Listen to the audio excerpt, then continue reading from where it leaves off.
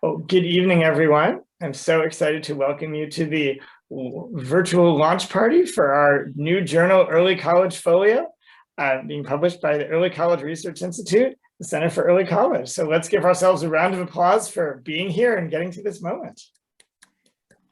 Right. I would say conceptually, this idea has been a very long time coming. I don't know the first time I was at an early college meeting, either here at Simon's Rock or elsewhere, where someone said, we should have a journal. I know this has happened many times. We do need some catalyzing, and that really came from the Early College Research Institute, from Brian Meixell and Aaron Donahue, becoming the people to really make that happen. So I do want to thank them for their work as managing editors that has really made this all come. So a round of applause for Brian and Aaron, please.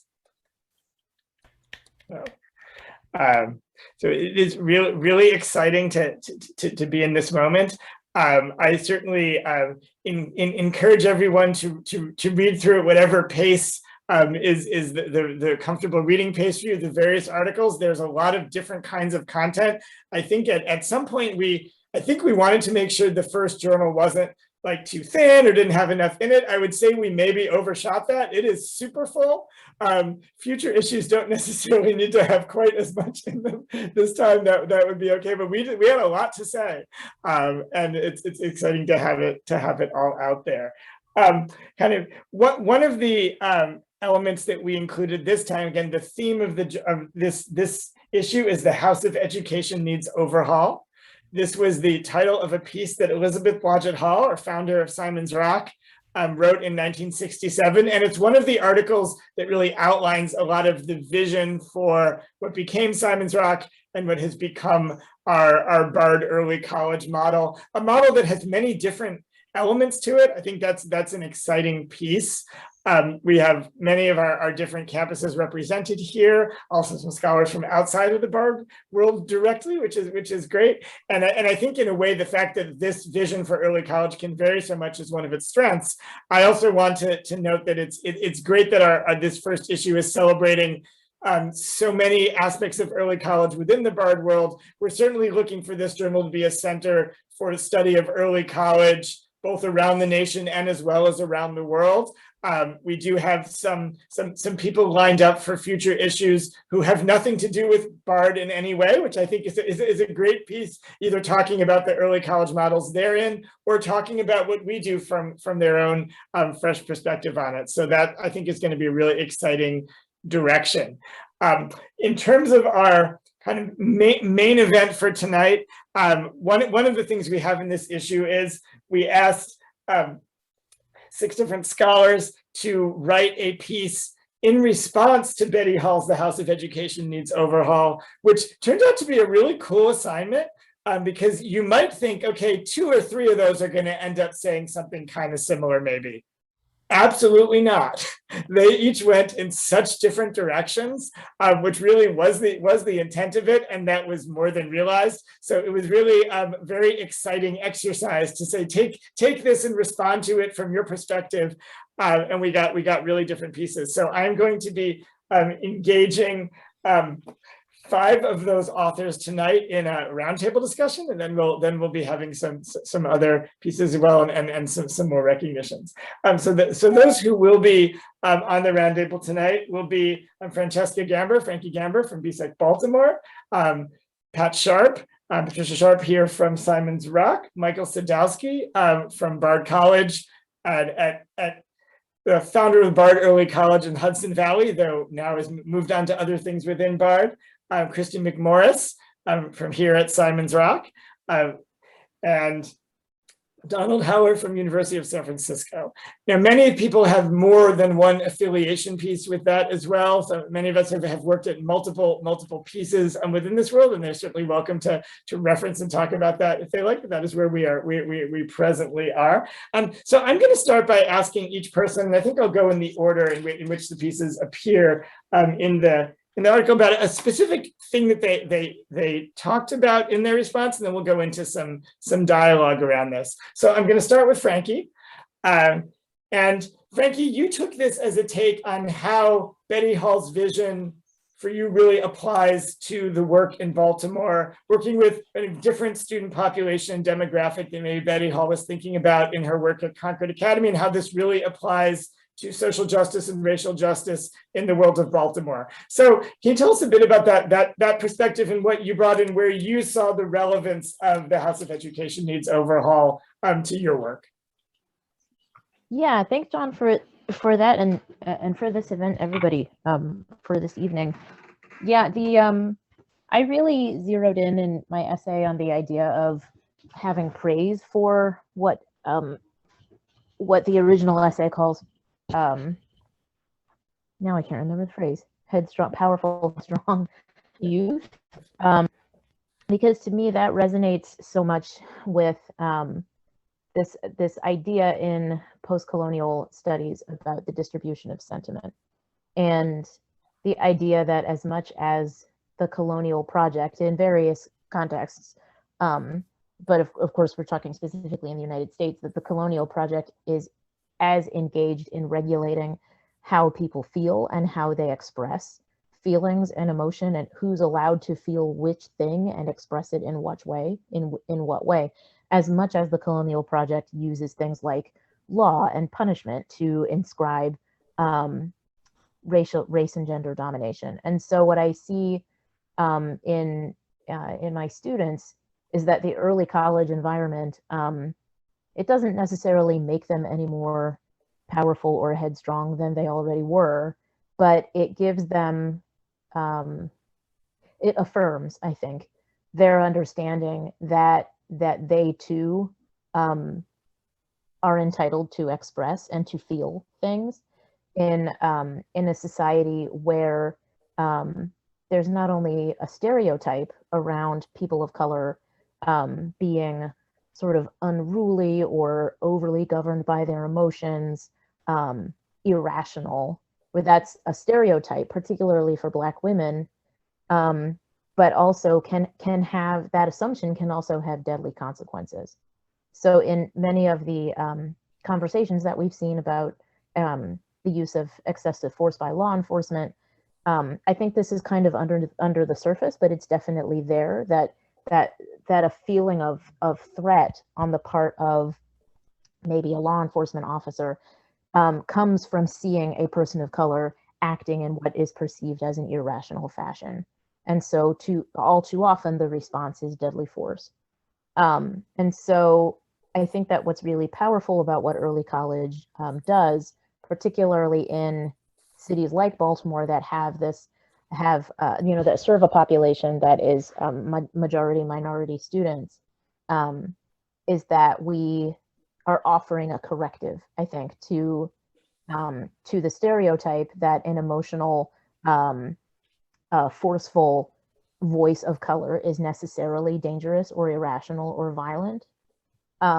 So it's both a historical corrective and it's an important contemporary message to our students not to be intimidated or threatened into silence. Thank you for that, Frankie, and for what you wrote in this piece.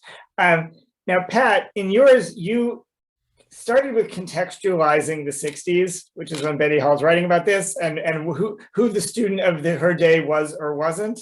It then also moved into another key event, September 11th, which coincided with the start of the first Bard High School early college. So students in another tumultuous moment in history, and in some ways how these messages that Betty Hall had and these ideas connect to both. So I'd love to hear about one or both of those time periods and how you connected that to what Betty Hall was doing and how her ideas can therefore kind of continue over time to be relevant. I was struck in reading her piece, which I had read before, with an expression of fear about the rebellion of the 60s. And 1967, I was just starting graduate school and I was in Texas. I was tear gassed at the Capitol. You know, we held classes off campus because we were protesting the Vietnam War. And at the same time, for me, those were all very joyful expressions of optimism that things could be different. So it was interesting to me that, in a way, I think Mrs. Hall was saying we need to do this to direct the energy, the rebellious energy, and kind of keep them under control. So I was really protesting that view. And I was definitely writing as someone who myself attended a girls' school of the type of Concord Academy. So, and again, that was a world that I was very much rebelling against as privileged and closed and basically educating women to be the wives of doctors, but not really to take a role in the world ourselves. So, well, anyway, so I enjoyed coming back at Mrs. Hall with a very different vision of that time. And it's also true that the very first BHSEC, which you and I were together at, 9/11 happened on the third day of the school. And I think made it, you know, we had a very diverse population of students who were taking a huge risk to come to this school that nobody had ever heard of on the 4th floor of a junior high school in Greenpoint, with a derelict swimming pool across the way, and we didn't have enough chairs. Anyway, and somehow feeling that,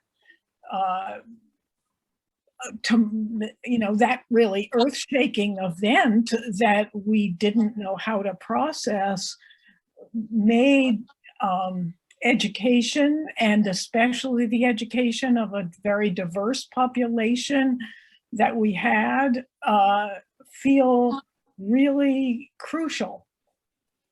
Thank you. Thanks for that. So we've had some historical contexts, spatial context. Michael, in your approach of it, we went more into the developmental direction, right? And I think that human development has an interesting relationship to early college discourse, because sometimes we sort of talk about it more, sometimes less. I do think it's something to be thinking about more. And I was really interested in this concept of moratorium that you talked about, Michael, in your piece. So if you could tell us about that and why that's the concept that you linked to Betty Hall's piece, then that'd be great to hear about. Sure. So there was a quotation in Hall that I really latched onto. She writes, "These are the middle years for vocational or professional training, for finding out about oneself and what one is interested in and able to do, without regard for what one has to do for a living. These are the years for liberal education." So this idea that John's referring to of developmental moratorium is one that I work with my teacher education students at Bard, Annandale. I kind of start my development course with studying the work of Erik Erikson, whose major contribution, Identity, Youth, and Crisis, came out right around the time that Hall published this piece. I have no idea if she had read Erikson or was a follower, but people criticized Erikson's work for, I think rightly so, for its sort of focus primarily on white middle class. I mean, he based his models on white middle class or upper class male adolescents, but the way he frames the whole idea of development, I think, is so persuasive that, and I think my students tend to agree with this, that it really is sort of worth as long as you don't throw the baby out with the bathwater, it's worth sort of considering that. And this idea of moratorium has to do with the idea that as an adolescent is developing, there's a way in which the moratorium is in the development. So it sounds like a negative thing, but it's actually it's a moratorium in a young person going toward a life course too quickly. So it's like a pause, that it's an opportunity to sort of pause, find out different parts of who you are. And certainly a liberal arts education is all about that. And often adolescents don't get that opportunity at best until they're 18, 19 years old. So the idea of early college is capturing that developmental need to explore different sides of oneself in Erickson's model. The problem comes with the flip side of moratorium, which is foreclosure, which is the idea sort of that is built off. James Marcio is a psychologist who wrote more about this, sort of building off Erickson, but it's this idea of like you settle on a sense of who you are and a life course without really exploring different parts of who you could be. And this tends to happen, especially with students who might feel limited by perceptions of themselves based on race, gender, sexuality. If they have a disability, they might have a really narrow framework for what they are and can be. So developmental moratorium broadly and liberal arts education more narrowly, I think, present students with opportunities to see sides of themselves that they would never have otherwise even considered. And that's the whole idea behind developmental moratorium. And we certainly saw this with the early college students in Hudson, many of whom came into the program. We're not a 4-year BSEC, we're a 2-year BEC. So students come in as high school juniors. Many of them they knew that they were kind of done with what was going on at the high school, but they didn't have that sense necessarily that they wanted to go to a 4-year college either. So watching students sort of develop that love of just sort of the exploration that happens in seminar or in an elective and taking different electives that we offer in the early college is really kind of a perfect example of what this idea of avoiding identity foreclosure and having an opportunity for a developmental moratorium is all about. Thank you. Kristy, in your piece, you talk a lot about learning communities and different forms of collaboration, the social responsibility of the collective to learn together. And I'm interested to hear more about how you connected that to various early college approaches, as well as to what Betty Hall's talking about. Sure. When I was thinking about Mrs. Hall's essay, what came forward was the immediate connection between what she saw as an opportunity to offer a different type of education, kind of echoing what Pat, you've described in terms of your own secondary schooling, echoing parts of what you described, Michael, in terms of like opening up the possibilities. And so thinking about Simon's Rock as a way to open up the possibilities, to create a different, not even create a new track, but create a new allow for a new horizon to emerge through education. And one way that also kind of crystallized in my mind was also thinking about writing and thinking practices, and the ways that informs and frames the ways that we teach and invite our students to be a part of the learning process alongside us as we are also learning. And so something that I wrote is that, when I encounter students, whether they be 9th graders or 1st year students, et cetera, or 10th graders, there's often like this thinking like, okay, I have to do this, I have to be the best, I have to be competitive, I have to get an A, I have to do all of this kind of anxious thinking about this kind of singular track of education. And there's a kind of culture shock when they get in my classroom and they realize, well, let's just put the A conversation a little bit on hold and let's just think about what we're doing together. We're thinking through these ideas together. We're learning together and through each other. And that culture shock and like encouraging students to see another possibility for their education, something that takes some time over the course of a semester, but it's really beautiful to see.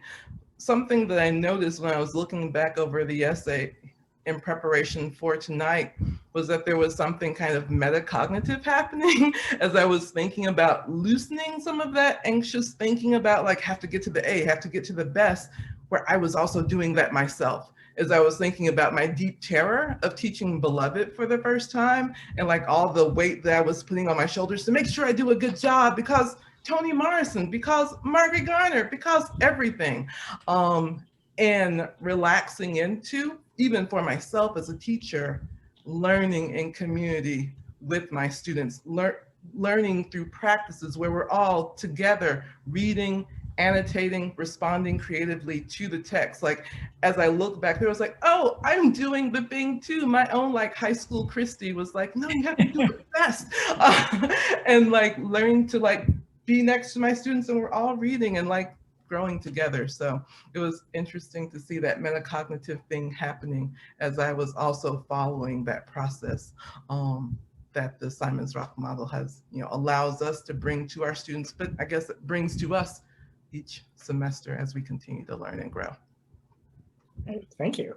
And Don, in your section, you took a kind of longitudinal kind of educational history piece of early college in this, and when Betty Hall wrote this piece in 1967, early college was not really yet a thing, right? It was it was being newly created. It's become quite the thing in the ensuing time, especially when we look at dual enrollment, concurrent enrollment, some of the other things within the early college family of practices, right? We were more than 2 million students doing some type of college course during their high school age before the pandemic.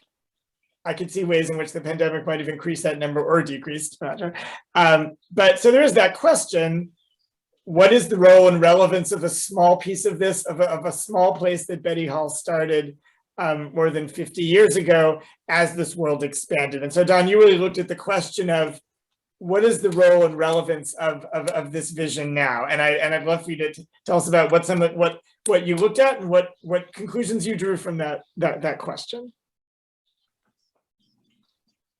Sure, and thanks, John, and good evening, everybody.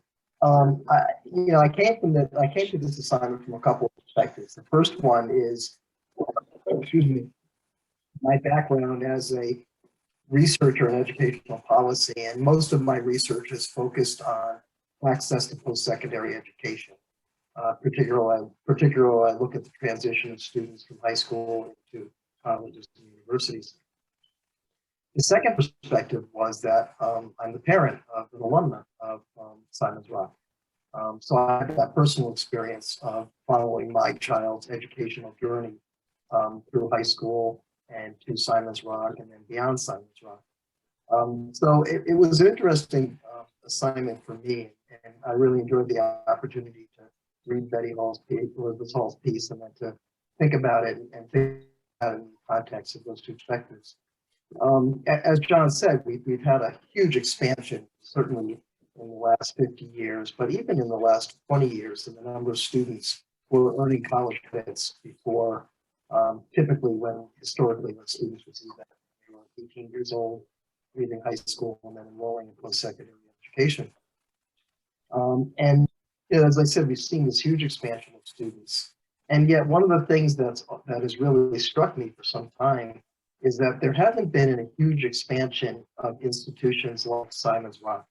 And in fact, there are very, very few residential early colleges around the United States. And in fact, I think that Simon's Rock may be the only standalone, at least geographically, even though it's now affiliated with Bard, but the only residential standalone college program in the country. And the question I was really thinking about was, well, with this huge expansion of other types of early college opportunities for students, do we still need a Simon's Rock kind of place with that unique mission and those unique characteristics?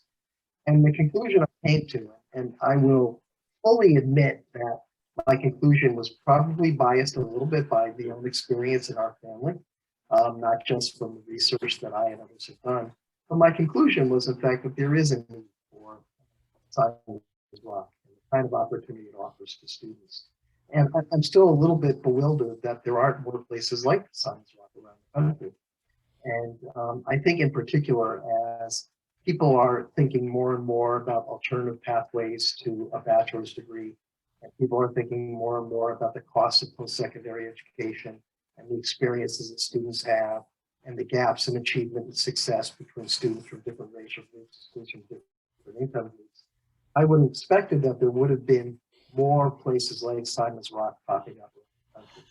So one of the questions that I'm very curious about, and I think maybe something for a future issue of this, is why hasn't that happened? Why haven't there been more places that have cropped up as standalone residential early college opportunities for students?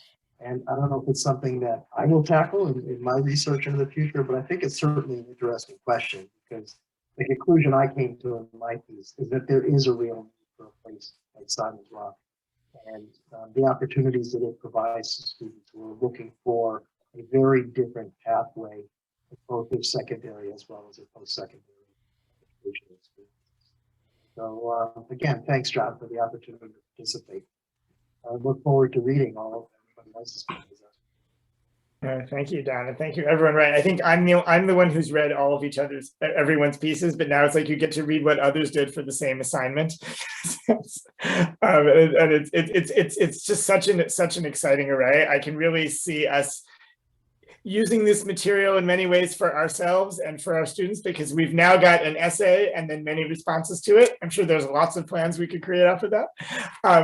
I'm going to ask a question to the full group of the panelists, and then I will invite space for others in our audience to ask questions, though I've got a few more I may still get in. And often when I say what I do, people have very interesting responses, right? When you say you work in early college, and so I've certainly found that, and one people will say, well, why are you trying to kind of rush through high school or rush, the sort of the rushing, accelerating phase? And I think it's a really interesting question of, is that even part of it? And so in what you're seeing, either in Betty Hall's work, in your own work on this topic, as you think through this overhauling of the House of Education, in what ways is early college a speeding up? In what ways is it a slowing down? How do those concepts interweave? So I'd love to ask our roundtable panelists to give us some thoughts on that. And again, this can connect to what you wrote for this piece, or other thoughts and experiences you have in the early college world. I guess if we go with the raised hand, that will probably help me at this point. Use that function. Okay, we use the actual hand. Michael? Yeah, I mean, what you just said makes me think of the students that we have had in Hudson who have told us over and over, and this is no shade on high school, but we have heard over and over from students that they really have kind of checked out of what was going on in high school, because they were just, and they didn't really put it this way, but the message was that they were ready to move on. They were doing a lot of memorizing, they were doing a lot of workbook and textbook, and it was almost as if they sensed there was something more out there that they were ready for, but they didn't get the opportunity. So, I mean, so I think that the idea that students are being rushed, again, I'll sort of go back developmentally, it's like that a lot of students are ready for this and are kind of hungry for it and are kind of biding their time. So that's my response to that. Thanks. Don? Yeah, thanks, Michael. That was really interesting what you said, and as you did, I was thinking back on my child's college experience, and their high school experience, and they were a pretty bright kid, and what happens in the high school that they were in was, when you're a bright kid, you're put into AP classes, of course, and AP classes were exactly the wrong kind of class for them and their learning style. So it was not a good experience for them. Sophomore year to go to Simon's Rock.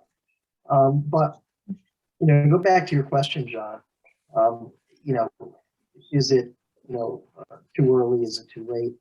I think part of the reason why we think of the question that way is that we've had these very discrete parts of our educational system in this country. We have elementary school, we have secondary school, and there's been some blurring of those lines over the years of what constitutes elementary school, secondary school. And then, of course, we have post-secondary education. And we always had very, very distinct lines between secondary education and post-secondary education. They were different institutions, they were different styles. You often went away to college. So it was a very, very, very direct and concrete line between the two.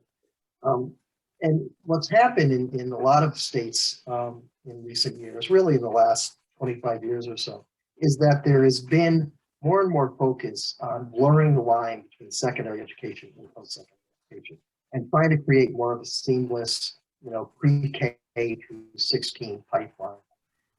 And that's one of the things I talk about in my piece. And in fact, most states have not done much of a job at all at trying to make it more seamless. And most states still have what I would describe as two very different structures for secondary education and post-secondary education. And this is reflected in the policies and the bureaucracies we have, is that in most states, there are separate governing boards that look at elementary, secondary education, and then post-secondary education.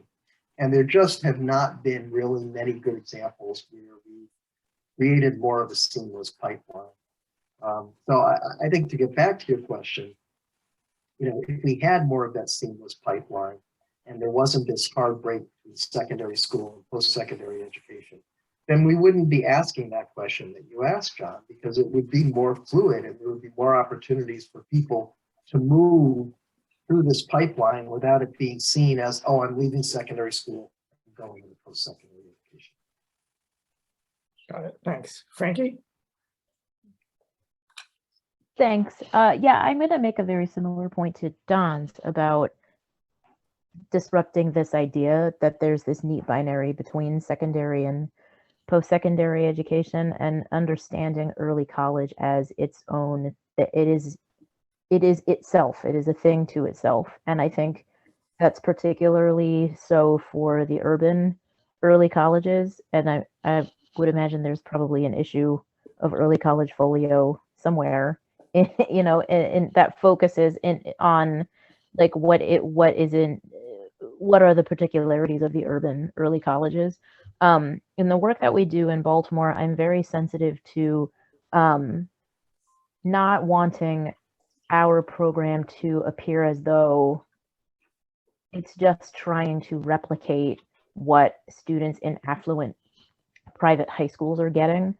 I think that there are some school models in public school systems that kind of do that for their own reasons. But it's really important to us to assert, like, this is not a tuition-free private school model here. Like, this is a very specific kind of education. It's an urban early college education. It's not going to be for everybody, and that's okay. But like, we're not trying to, it's sort of a unicorn of sorts. Like, it's and I can really see the truth in that when I'm doing I do alumni interviewing for college admissions for my alma mater, and I have the occasion to talk to a lot of students who go to public high schools in affluent districts, or who go to really expensive private high schools, and the education that they're getting is not the same as what we're offering in the early college. And that's a judgment-free statement. Like, I'm not imputing any sort of moral anything to what they're getting versus what we're offering. I'm just observing that it's different. So like, our goal in Baltimore is not to provide like what the kids are getting at Gilman, for instance, which is a very expensive all boys private school.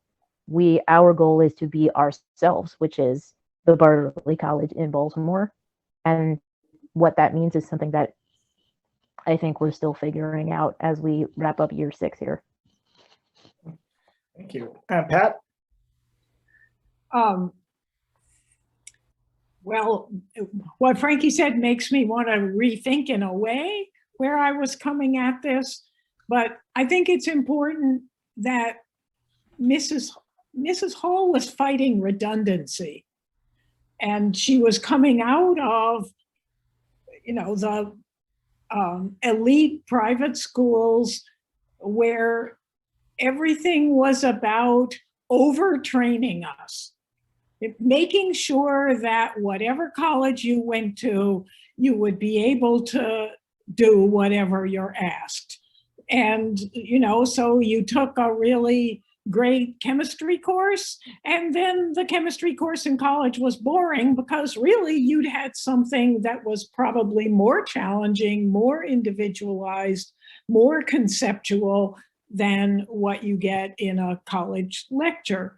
And so I think in a way, Mrs. Hall was trying to take the best of what those private schools were doing, but get rid of the idea that it was over preparing the privileged so that they could meet any challenge, and instead saying, let's give the challenge, let's make this real.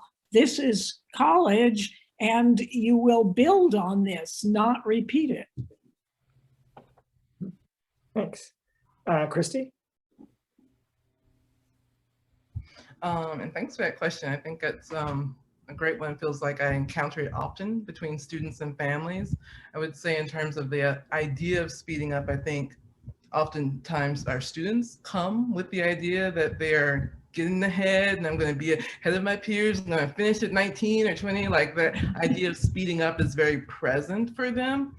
What I think I find in working with them in the classroom and beyond, that it's not really a matter of speeding up or slowing down. It's like we're students, all of us, are entering into a new dimension where time, space, and self are constantly in a state of reconfiguration, right? Where as they sit around a table and look for an hour at a sentence or a word, like in terms of speeding up or slowing down, it's just like, it feels like walking on the moon into like figuring out how I can think even more deeply about this thing that I could say, oh, it's a word, it means this, I'm done with it. Like, no, we're gonna spend some time with that. Or even when they see themselves at 17 or 18, facing a senior project and really encountering the reality, like I'm 17 or 18 and I am tasked with doing a senior thesis, thereby saying that I have something very profound at 17 or 18 or 19 to say to the world, right? And unique and original to me. Or even when they see themselves as BA grads at 19 or 20, and suddenly they have to make these really big decisions about their lives and their futures in ways that are definitely out of time and or out of step with their peers. And so it neither feels like a speeding up or slowing down, but reckoning with time in a way that there are no precedents for them other than what we tell them, precedents for them where they're making, it's like this kind of womb of creativity. Like I have to figure this out as I go because the tracks have told me something else and I've chosen to do an alternative thing, which is out of track, which is out of time, and figuring out my own sense of time on my own, creatively speaking. Yeah. Thank you.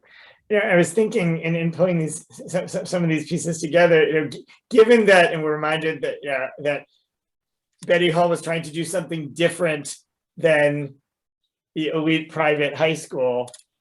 If what we were doing in our early colleges was recreating that in a sense, right? If in some sense, if BHSEC Baltimore was providing the elite private high school experience for students in Baltimore, it would be a shame if Betty Hall had created something to break free from that model, only to then have it be the thing that's replicable. So I'm really glad that that's not what happens in Baltimore, or else it would seem like we hadn't learned a lot from Betty Hall's ideas, right? The real pieces of it, and I think that it's as I think about what kind of Kristy and Don were saying, and also connecting back to the moratorium piece, it's like we it may be that often schools turn into both hurry up and wait all at the same time. And neither of those are great educational moments. I mean, I think to really sit and think about something, right, is if that disappears from all of those, I think that's not not what we're aiming for. So I think in that way, thinking about the origins and that world in which Betty Hall was coming from, she was not trying to replicate that world for others. She was trying to unreplicate that world for those for whom it was kind of their standard school model at that point. So that's something to really be thinking about. I want to give some time for people other than me to get to ask questions of our panelists. So I'm going to open up that floor again. If you can raise either a physical or electronic hand. I was going to say like an analog or digital hand, which would be a lesson I observed once. Any questions you'd like to ask either the group or a specific panelist?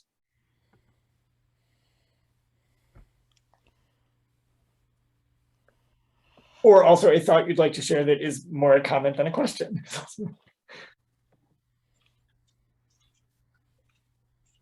So I'd like to raise something, and Kristy, I'll ask you, because you and I both have, and John, have both the Simon's Rock experience and the public early college experience. I love both, but I think in some ways, the character of the education itself and what happens in the classroom and its impact is more clear in the public early colleges, because at Simon's Rock, so much of the growing up is about, for most of the students, being on your own for the first time, managing your time, learning how to do your laundry, but living as an adult in a very different way. Many of the students in Queens already had a lot of responsibility for overseeing their siblings, for traveling in New York City, for having jobs. And so that issue of the life outside the classroom seems to me less about what was different than an actual classroom experience of the kind you've been talking about, of learning what it is to have a shared conversation that leads to insights that no one in the room, including the teacher, had before that conversation happened. Gosh, I'm going to take that as an invitation to think about, right, these different contexts, you know? And I think, there's a lot of what you said that I totally see, right? The ways that place and context, and maybe just to offer context for myself, I started in BHSEC Queens and in 2009, taught 9th grade in the college for 4 years, and then I went on to be the founding director of the Bard Early College at Harlem Children's Zone in 2013, and I taught in the high school program, pre-college program, and in the college for 3 years, and I've been here for 5 years. And there are ways in which I totally understand what you're saying in terms of thinking about the opportunity that early college has in terms of the work that it can do within the public context, right? Indeed, 7 of my 12 years in the Bard Early Colleges Network have been within public context. And I think something that I've found is that there's something to the kind of alchemy, sorry, everything sounds so magical this evening, alchemy of possibility that happens in early college in all of these contexts, right? So to think about starting in Queens and I came in the second year, but I'll still say that we were kind of pioneers, even though you had already been doing it for a year or for 7 years. 7 years, 9 years, when I came around, but to think about students taking on this new thing, right, within the public school system, and the ways that New York City public school system, creates kind of broader ideological tracks for students. I'm smart, so I'm going to do smart things. I'm going to go to smart schools because I'm smart. And then suddenly getting to BHSEC and like, I'm smart. But what does that mean here? I don't know. I have to figure it all out all over again, with support, with advisors and all of that. And similarly or differently, going to Harlem and seeing the alchemy happening again, right, within an urban charter school, and kind of encountering the ways that the students' own, various cultural upbringings and embeddedness in place kind of create a kind of chemical reaction with the opportunity that was also magical and wonderful. And also thinking here about the students, whether I'm working with students in the academy or with students in the college, like both like learning to live independently, but suddenly being in the mix of all these opportunities. Like, I'm in 10th grade and yeah, I'm ready for physics 200. Okay, let's think about that. Let's see what happens. Or I don't know if I can do a thesis. You are ready to do a thesis. And so like all of these like alchemical possibilities happening in all these different places in ways that are unique to context and place have been really kind of amazing to see. Yeah. Yeah, in thinking about that, like the student's life outside of school and their other responsibilities, it actually makes me think, I don't know that we know that much about that, right? And it tends to add to Frankie's list of topics for future issues. It would be really interesting that what is the early college student's life like when not at school? That's like really an interesting area to think about, because there's what we know and what we don't know, and maybe what we think we know that might turn out to not be the case. I mean, interest, and how is that different in different models of early college? So we have a growing list of journal issues. It's good that we plan to keep going. David.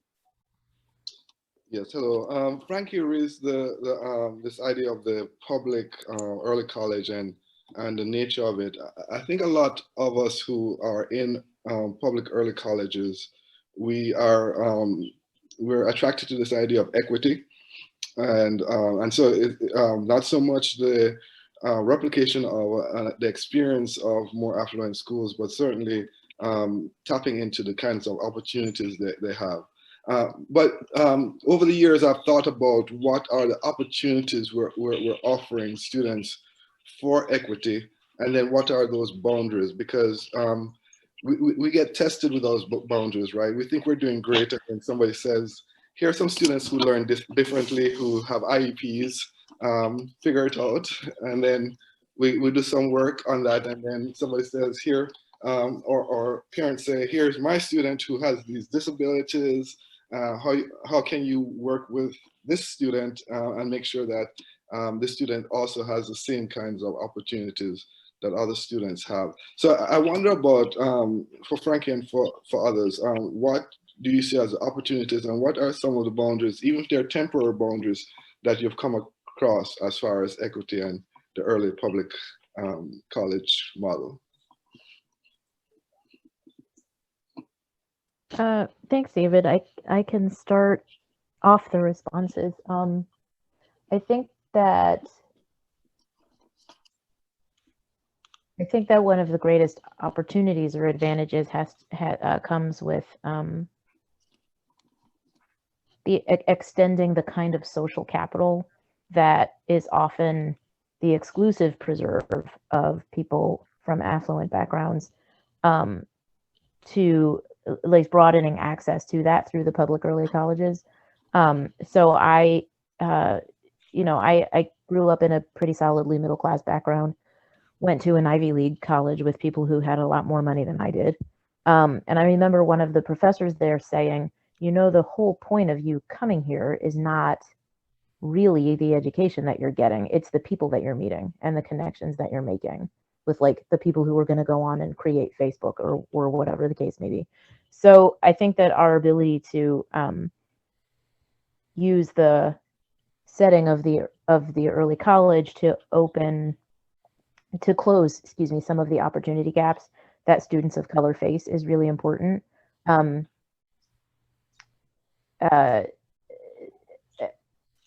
I was thinking about this too this week in the context of our school, that we partner with the local Harvard alumni club. They do like an annual book prize for a rising year 2. So we have that relationship because of the principal's relationship, right? As a Harvard alum, like I have the relationship with the alumni group, asked for us to be part of this like book prize thing. So maybe, and I'm not like saying that the student necessarily like wasn't already thinking about Harvard, but maybe because of that connection, the student receives the award and then starts to envision themselves as like a Harvard bound student. And that I think really has a lot of potential for change making. And as far as limitations, I find that facility, it's just like the actual physical plant is the thing that really bedevils us all the time, because you know, it's not easy for us to provide like acres of playing fields and state-of-the-art sports facilities in a, you know, a repurposed middle school building that's over 60 years old. That's like, we don't try to compete with schools who do that, because we know that that's just not a thing that we can offer. Kristy?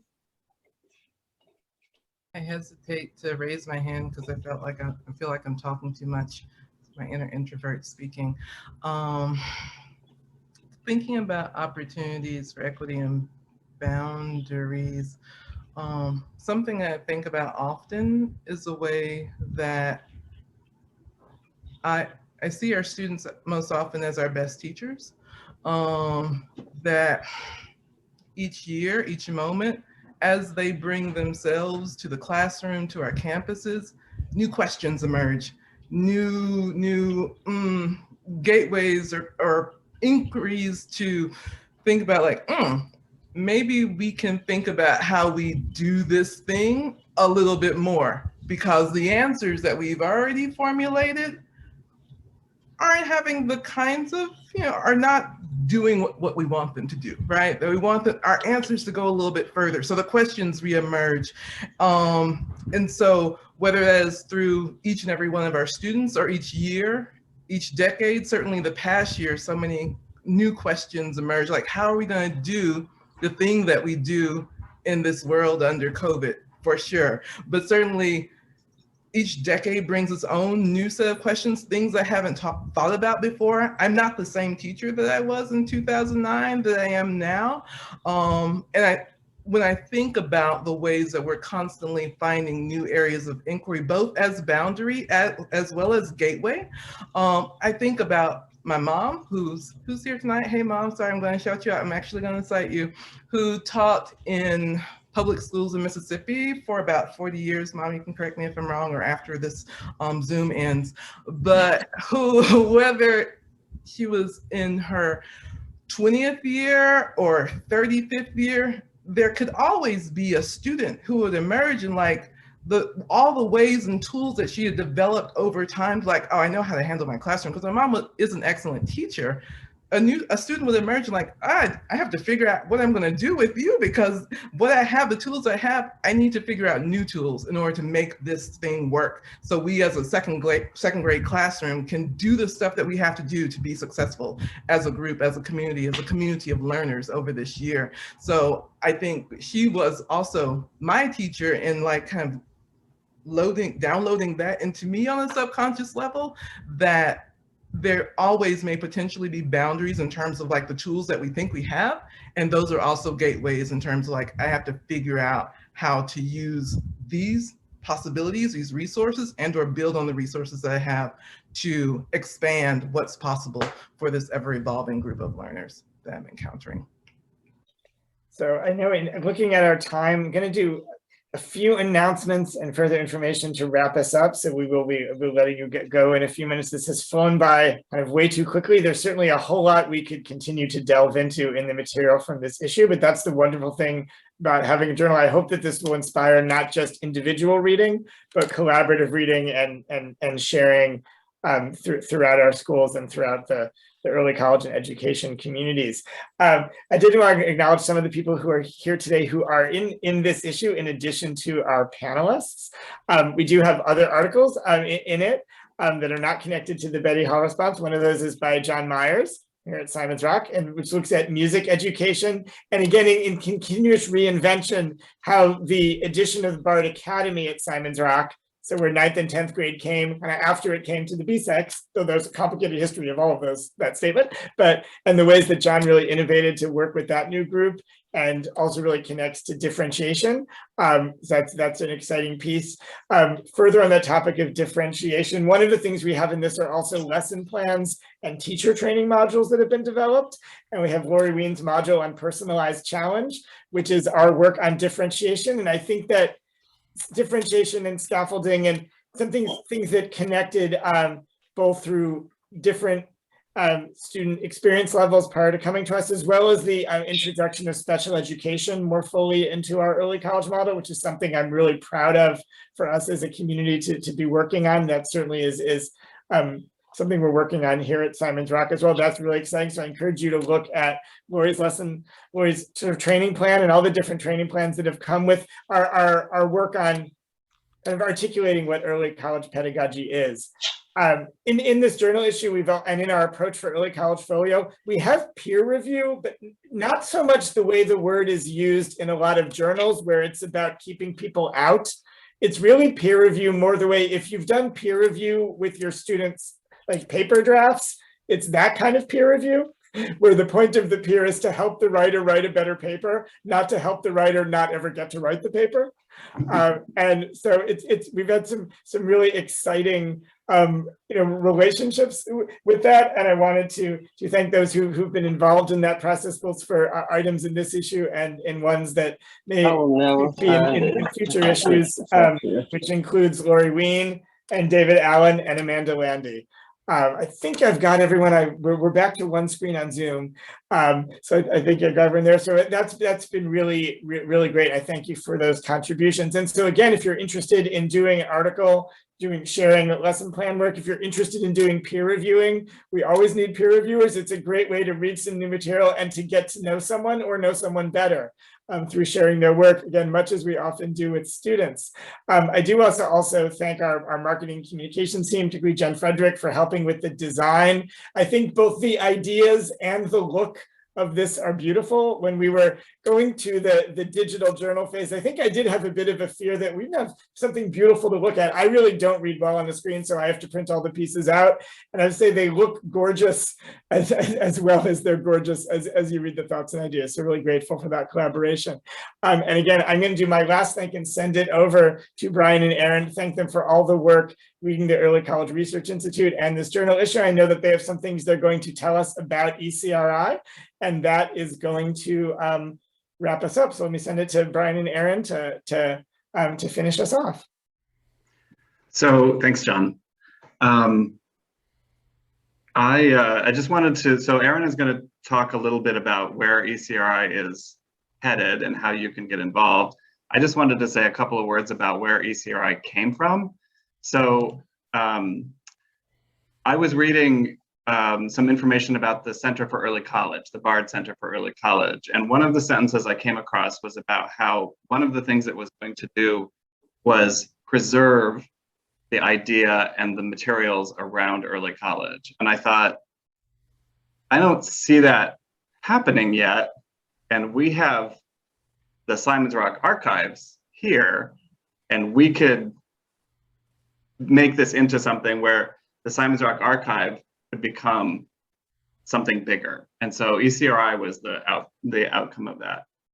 And what you're seeing here tonight is Early College Folio, which is one of the sort of outward manifestations of ECRI. And what we're hoping to create is all the stuff that's sort of behind the scenes, which is an archive of material from the Bard Early Colleges and the Bard Early College Network, but also reaching out to other early college programs around the United States and around the world, so that the Early College Research Institute will be ultimately the sort of the main repository for this kind of information. And researchers can actually come to us to do the kind of work that you're all doing and publishing in Early College Folio starting today. So anyway, I just wanted to sort of put an invite out there if you're interested in Early College Research Institute, or you have a box of stuff that you think might be a good addition. Erin's going to tell you a little bit more about sort of how you might be able to contribute that. So thank you everyone for being here. And I think that's really exciting that we've got this first issue of Early College Folio out in the world now. So I'm going to turn it over to Erin to give us some more information. Thank you, Brian. So the state of the Early College Research Institute's collections, the archival collections today, thanks to donations from folks like Ba Win, Pat Sharpe, and John Weinstein, we have a great collection of materials related to the birth of BHSEC. It's off to a good start, but we need a lot more. So there has been, obviously, as we've been talking about this evening, impressive growth over the last 20 years in BARD early colleges and in statewide and national early college programs, and we want to capture that too. So if you are interested in donating materials to the archives, or if you know someone who might have some goodies hiding somewhere, please connect with me. I would be happy to talk about what we're taking, what we're not taking. We're taking, physical items and digital items. We can discuss what we don't want later. I'm so interested in what you have and what kind of conversations we can start. Examples of the sort of things that we're looking for include founding documents, official correspondence, event invitations, marketing materials, photographs, audio, video stuff, internal publications, course guides, committee and board meeting minutes, all kinds of stuff, and we're open to more. So just connect with me and we'll figure out a way to get it to the archives. And then we are also excited to announce that we are seeking submissions for the Folio's second issue. So though we are planning a theme around COVID-19 and early college, we are also interested in articles, essays, research, interviews, and other creative or collaborative work that is more broadly rooted in applications of early college. So get in touch with us if you're interested in collaborating on issue 2. And then finally, if you are interested in keeping up to date with whatever is going on with ECRI, including Early College Folio and other stuff we might have going on, I have an email list. So you can sign up there at that link that I've shared in the chat if you're interested in joining that email list and keeping in touch with us as we continue forward. So that's all I have to share. If you don't have anything else, John, I guess we can sign off for the evening. Great. Well, thanks so much. And thank you again, everyone. Tk you for all of our panelists today, all of the contributors, and for everyone for joining today and celebrating and sharing in this collaborative experience tonight. I'll say that we can close out and we'll close off the recording. I'm going to leave this open for a few minutes after that because we have the Google form in there as well as the link to the issue. So in case you want to grab that, we'll give you a little more time if you're here in our space. But again, thank you everyone for joining and enjoy this issue. There is so much in it to learn and read and explore and know, and I'm really excited to read these pieces again and again. There's so much in it, and what a great start for this next phase of thought around early college. Thanks, everybody.